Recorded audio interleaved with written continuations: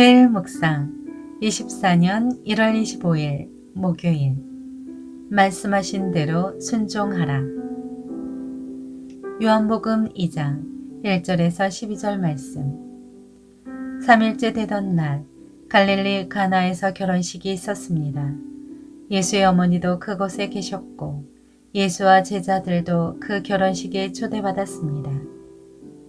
그런데 포도주가 다 떨어지자 예수의 어머니는 예수께 와서 포도주가 다 떨어졌구나 라고 말해 주었습니다. 예수께서 대답하셨습니다. 어머니, 그것이 나와 당신에게 무슨 관계가 있다고 그러십니까? 아직 내 때가 이르지 않았습니다. 그러나 예수의 어머니는 하인들에게 말했습니다. 무엇이든 그가 시키는 대로 하라.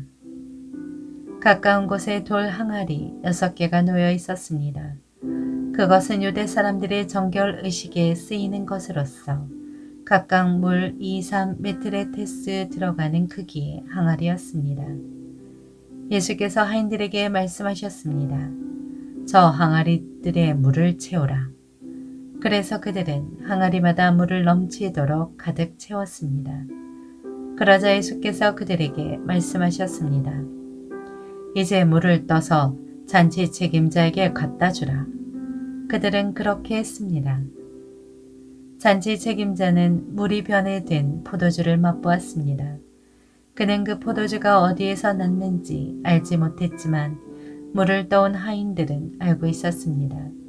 잔치 책임자는 신랑을 불렀습니다. 그러고는 이렇게 말했습니다.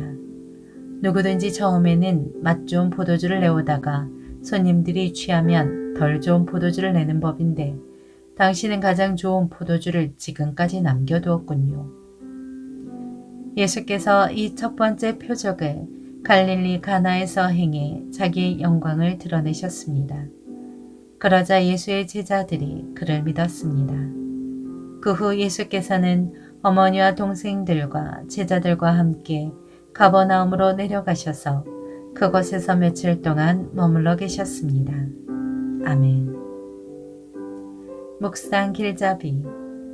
의심을 버리고 예수님의 말씀에 순종할 때 하나님 나라의 능력과 영광을 볼 수 있음을 알게 합니다. 요한복음 2장 8절에 뜨다라는 뜻의 헬라어 안틀레어는 물의 근원지에서 물을 길어 올릴 때 사용되는 동사입니다. 따라서 우물이나 깊은 샘에서 물을 끌어올린다는 의미를 나타냅니다. 항아리에 채워진 포도주가 기쁨의 근원이신 예수님께로부터 비롯되었음을 암시합니다. 하나님의 아들이신 예수님은 하나님 나라의 역사를 펼쳐가셨습니다. 놀라운 기적을 행하시고 진리를 선포하시면서 그 일에 사람들을 동참시키셨습니다. 믿음과 순종으로 하나님 나라를 경험하게 하셨습니다. 첫째, 기쁨이 멈춘 잔치. 예수님과 모친 마리아, 제자들이 갈릴리 가나안의 한 혼인잔치에 초대받았습니다. 그런데 잔치의 기쁨이 한참일 때 포도주가 모두 동나버렸습니다. 잔치에 참석한 사람들이 실망하게 된 것입니다. 우리도 결핍으로 인한 기쁨을 잃어버릴 때가 있습니다. 그럴 때 예수님께로 나아가야 합니다. 둘째, 순종으로 부르심. 마리아는 예수님께 포도주가 모두 떨어졌다고 알린 후 잔치집 하인들에게 예수님의 명령이 무엇이든 그대로 따르라고 말했습니다. 예수님은 하인들에게 돌 항아리 6개에 물을 가득 채우라고 명령하셨고 하인들은 그대로 순종했습니다. 그러자 항아리 가득한 물이 좋은 포도주로 변했습니다. 셋째, 하나님의 영광을 보이심. 예수님이 베푸신 기적은 그분이 누구신지를 보여주는 일이었습니다. 예수님은 하나님의 아들로서 불가능이 없으심을 나타내시며 하나님의 영광을 드러내셨습니다. 그 일로 제자들에게 예수님을 향한 믿음이 생겼습니다. 그들이 믿음으로 살아계신 하나님의 영광을 보게 하신 것입니다. 예수님은 단지 우리의 부족함을 채워주기 위해 이 땅에 오신 것이 아닙니다. 우리가 믿음으로 순종하며 하나님 나라를 경험하고 영원한 것을 소망하게 하셨습니다. 그러니 매일 믿음으로 예수님께 나아가 말씀 받기를 사모하고 순종하는 삶을 사십시오. 삶의 적용. 그리스도께 거는 인생. 누구나 삶을 거는 대상이 있습니다. 돈의 인생을 걸고 공부의 인생을 겁니다.